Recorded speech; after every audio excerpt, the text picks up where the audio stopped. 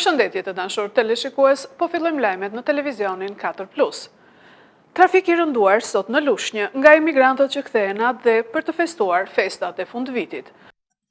Festat e fundvitit sjellin emigrantët që vinë për të festuar në atë dhe, gjithashtu sjellin shtimin e lëvizjes së qytetarëve dhe automjeteve në qytet.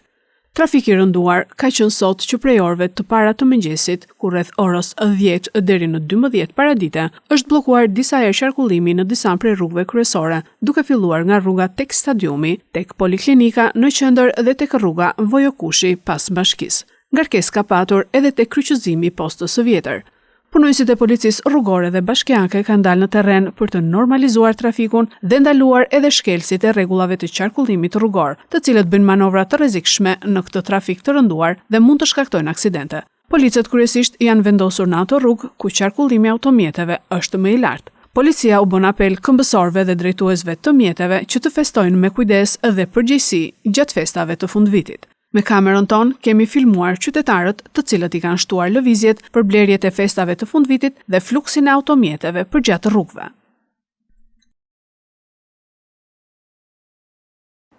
Një tjetër aksident ndodhi sot tek unaza e Lushnjës, ku Fiati u përplas me motorin. U plagos rënd drejtuesi i motorit. Një aksident i rënd ka ndodhur paraditen e sotme në unazën e Lushnjës, ku u përfshi një automjet dhe një motor.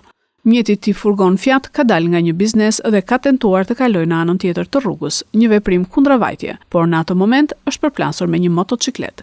Përplasja ka qenë shumë e fortë dhe drejtuesi i motocikletës, shtetasi Marius Doksani, 33 vjeç, nga fshati Qamic Berat, është përcjell me urgjencë nga ambulanca në spitalin e Lushnjës në gjendje të rëndë. Doksani është nisur për një trajtim më të specializuar në spitalin e traumës në Tiranë, pasi gjendja e tij u stabilizua nga mjekët e Lushnjës dhe ai mund të udhëtonte. Policia po kryen dokumentimin e ngjarjes ndërsa u krijua dhe trafik i rënduar për shkak të qarkullimit të shtuar rrugor. Fatmirësisht, drejtuesi i motocikletës kishte vendosur kaskën mbrojtëse, pasi në të kundërt dyshohej se përplasja mund të ishte fatale. Unaza e Lushnjës, e rikonstruktuar vetëm 2 vite më parë, ka në mes 2 vija të pandërprera, që supozon se mjetet nuk duhet të kalojnë në anën tjetër të rrugës, por mosbatimi i kësaj sinjalistike shpeshherë ka sjell aksidente të rënda. Akset problematike në Fier do të monitorohen, tha shefi i qarkullimit komisar Lulzim Marini. Gjithashtu policia e Fierit shton kontrollet dhe radaret. Menaxhimi i trafikut të rënduar dhe parandalimi i ngjarjeve të rënda rrugore me pasoja fatale për jetën do të jetë në fokus të planit të masave të ndërmarra nga sektori i qarkullimit rrugor pranë drejtorisë vendore të policisë Fier.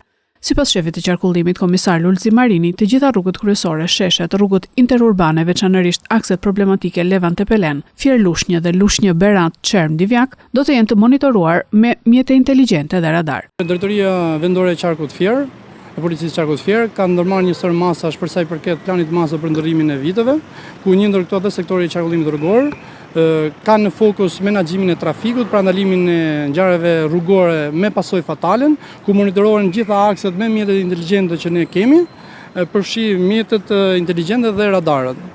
Ne kemi marrë një sër masash duke shtuar patrullat, duke shtuar monitorimin, siç e thash dhe më lart, me gjitha mjetet inteligjente dhe gjitha mjetet që ka policia e shtetit.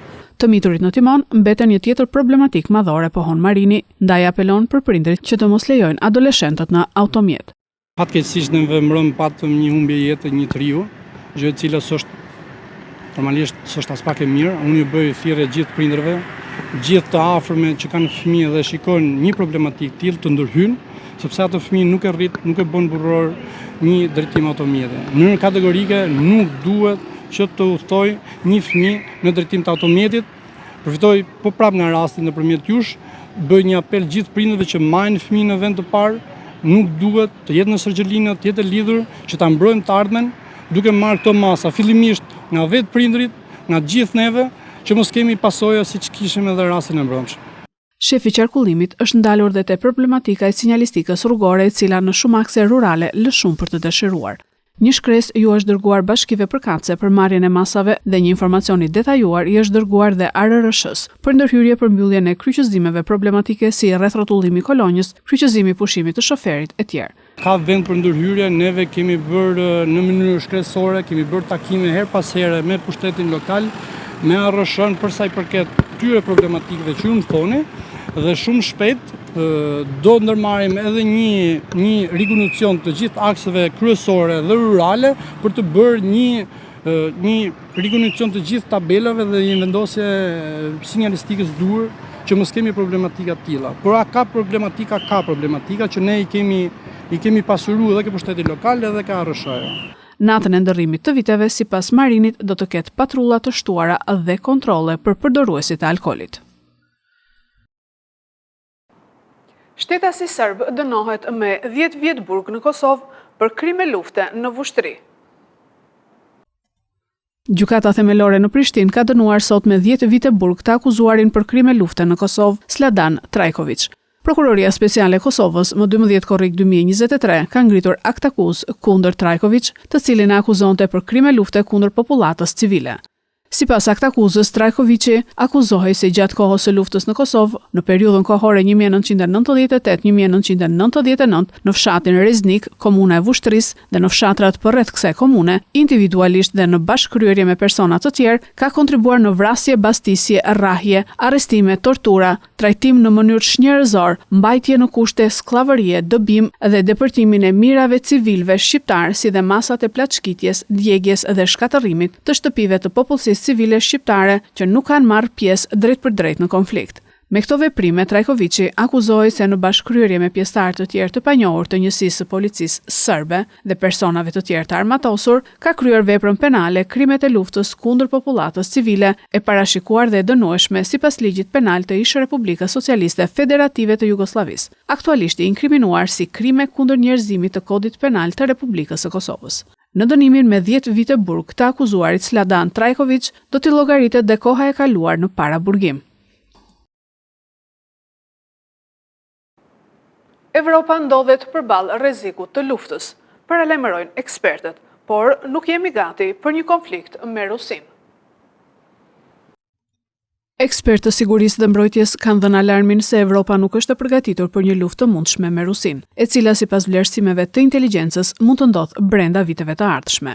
CNN shkruan se ky ishte përfundimi një konference të zhvilluar muajin e kaluar në Whitehall, seli e qeverisë britanike, e organizuar nga Instituti Mbretëror i Shërbimeve të Bashkuara.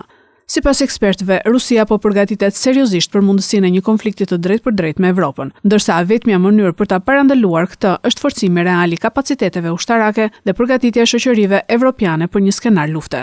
Ata paralajmërojnë se nuk mjaftojnë vetëm investimet financiare, por kërkohet edhe një ndryshim i thellë mentaliteti si në politikë ashtu dhe te qytetarët. Paralajmërimet janë shtuar edhe nga NATO.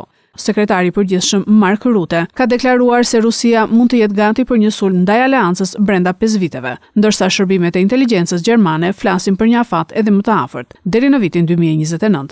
Vendet baltike janë edhe më pesimiste, duke vlerësuar se rreziku mund të materializohet brenda 3 viteve. Megjithse NATO ka hartuar plane mbrojtëse, ekspertët paralajmërojnë se ato bazohen në kapacitete që shpesh nuk ekzistojnë realisht. Në këtë kontekst, edhe Mbretëria e Bashkuar ka nisur një rishikim strategjik të mbrojtjes. Ish-zyrtarët e lartë të NATO-s dhe sigurisë paralajmërojnë se me ritmet aktuale, Britanisë do t'i duheshin rreth 10 vite për të përgatitur për luftë, ndërkohë që koha reale në dispozicion mund të jetë vetëm 3 deri në 5 vite.